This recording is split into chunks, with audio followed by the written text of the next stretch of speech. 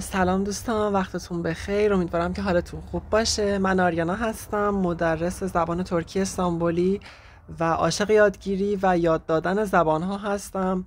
تو این کانال سعی میکنم زبان ترکی رو به ساده ترین، کاربردی ترین و جذاب ترین روش ممکن بهتون یاد بدم، طوری که حتی اگه هیچ پیش زمینه ای نداشته باشین بتونین راحت یاد بگیرین این زبان رو، ازش لذت ببرین و ازش استفاده بکنین. با هم مکالمه روزمره، گرامر، لغات، اصطلاحات و حتی فرهنگ ترکیه رو هم کشف میکنیم. اگر ترکی گرفتن برات سخت، اینجا جاش نیست. با هم یاد میگیریم، با هم پیشرفت میکنیم. و اینکه به کانال من خوش اومدین. براتون بهترینا رو آرزو میکنم و بهتون میگم که یادگیری هر زبان جدید شما رو به یک دنیای جدید میبره، شما رو با یک فرهنگ جدید، با یک نوع تفکر جدید و باعث باز شدن و بازتر شدن ذهن شما میشه.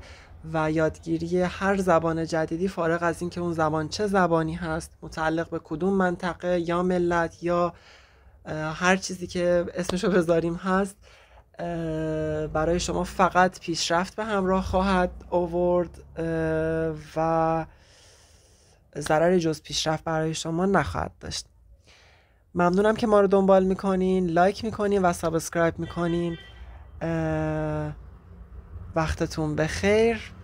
تو درسای بعدی میبینمتون.